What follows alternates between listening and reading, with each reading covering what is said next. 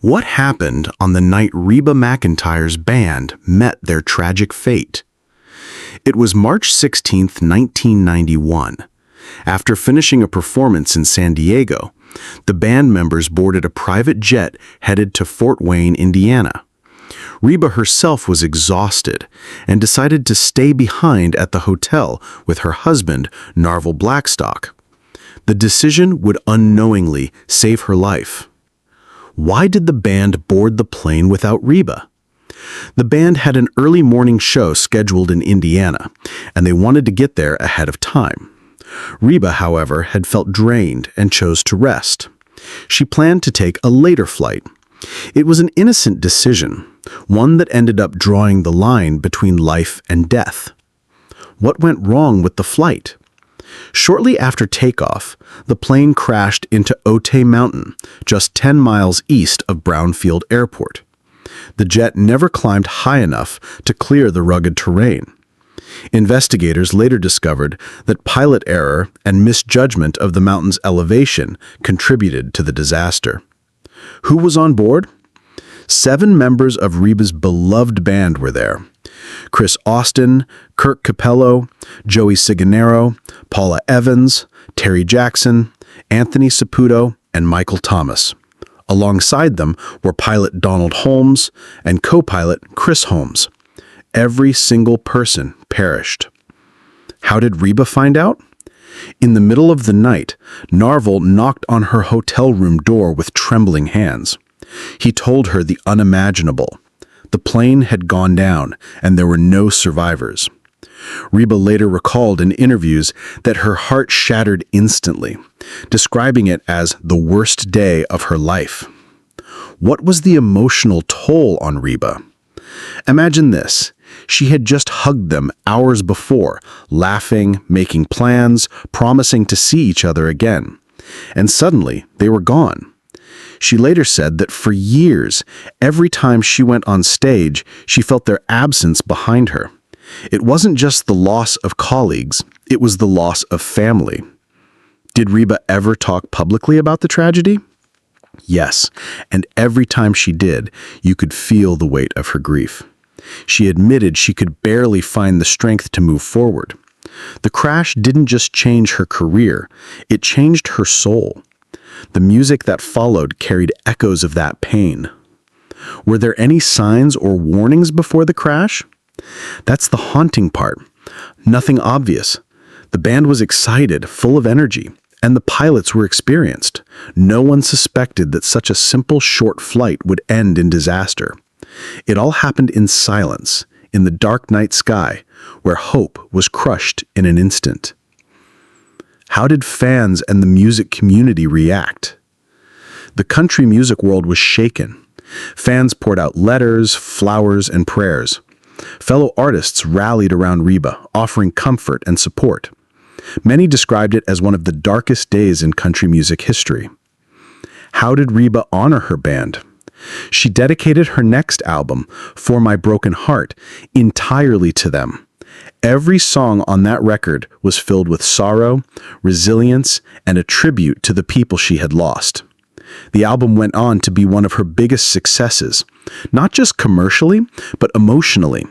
It became a vessel of healing, not only for her, but also for fans who grieved alongside her. So why does this story still haunt people today? Because it's a cruel reminder of how fragile life is. One small decision, whether to board a plane or stay behind, can decide destiny. It also shows the hidden cost of fame, the long nights, the endless travel, the risks that come with chasing dreams. And what about Reba today? How does she carry it? She still remembers, still honors their memory. In interviews, tears often fill her eyes when the crash is mentioned. It's a wound that never fully healed, but it made her stronger, more resilient, and more grateful for every day she's given. So what can we take from this tragedy? That love and memory outlast death. That the people we lose never truly leave us. And that every time Reba steps on stage, part of her band lives again, through the music, through the laughter, and through the unspoken bond they shared. If this story touched you, remember to treasure the people in your life, because you never know when a normal night, a simple goodbye, or an ordinary flight will be the last moment you'll have together. How did such a joyful night turn into tragedy? That evening, spirits were high. The concert in San Diego had gone beautifully, the crowd was electric, and the band was buzzing with excitement about the future.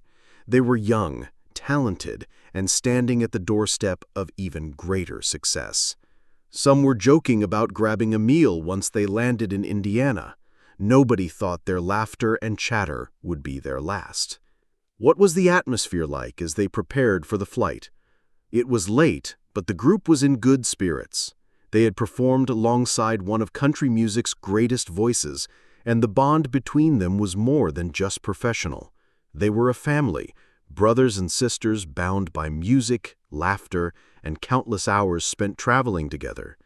In many ways, the flight felt like just another routine journey. Why did Reba stay behind when her band left? Reba had been feeling drained after the performance. She needed rest, something she had been putting off during the grueling tour schedule. Narvel, her husband and manager, encouraged her to stay and recuperate. "Take the later flight," he had said. "You'll need your strength." That simple suggestion, made out of love and care, ended up saving her life. What was the exact timeline of the crash? The jet departed Brownfield Municipal Airport shortly after 1:45 a.m. It climbed into the night sky, engines roaring as it pushed through the darkness. But within minutes, it collided with the slopes of Otay Mountain, erupting into flames. The impact was so sudden, so violent, that no one on board stood a chance. What did investigators conclude? The National Transportation Safety Board's report pointed to pilot error and failure to properly navigate the terrain. The pilots had not gained enough altitude to clear the mountain ridge. Tragically, the mistake was preventable. It was a cruel twist of fate, a matter of timing, altitude, and miscalculation that cost 9 precious lives. What were the band members like as individuals? Chris Austin was a rising star, a gifted guitarist and songwriter with a playful personality. Kirk Capello was a master keyboardist who carried a quiet wisdom. Paula Evans had a voice that could melt hearts and dreams of making her own mark in country music. Joey Ciganero was the kind of person who could lighten any mood with a joke. Terry Jackson and Anthony Saputo brought rhythm and fire to the stage, while Michael Thomas's drumming kept every performance alive. Each had their own dreams, their own families, and their own futures that were stolen that night. How did Reba react in the immediate aftermath? She described it as an out-of-body experience. She couldn't breathe, couldn't process the words Narvel spoke. Hours before, she had laughed with them, hugged them, promised they'd see each other soon. And now she was left standing in silence, staring into an emptiness she couldn't comprehend. The grief was overwhelming, almost unbearable. Did Reba consider canceling her career? Yes, for a time she admitted she questioned whether she could go on. The stage felt hollow without her band. The joy of performing had been replaced by an ocean of grief. But eventually she chose to honor them through music, to carry forward their spirit in every song she sang. That decision gave her purpose in the midst of devastation. How did the tragedy impact her music? Her album, For My Broken Heart, released later that same year, became a vessel of her pain and love. Songs like the title track were not just melodies, they were confessions, cries, and prayers set to music. Fans who had lost loved ones found themselves healing through her words. The album went multi-platinum, proving that music born from suffering can reach hearts in ways nothing else can. What did the tragedy mean for country music as a whole? It was a wake-up call. Artists and fans alike were reminded of the risks behind the glamour, of the dangerous, relentless travel schedules musicians often faced. The crash etched itself into country music history, forever linking Reba's story with one of the most heartbreaking losses the genre has ever known. Did Reba ever feel survivor guilt? Yes, she confessed that she often asked, "Why me? Why wasn't I on that plane too?" That question haunted her for years. Survivor guilt is a heavy burden, living with the knowledge that one decision spared you while your loved ones perished. But over time, she came to see it not as chance, but as a responsibility. She carried their memory with her, ensuring they were never forgotten. What legacy did her band leave behind?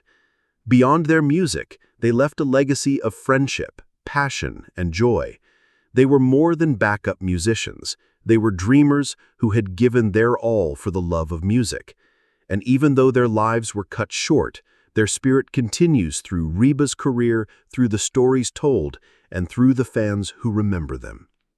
How does this tragedy continue to resonate today? Even decades later, fans recall where they were when they heard the news.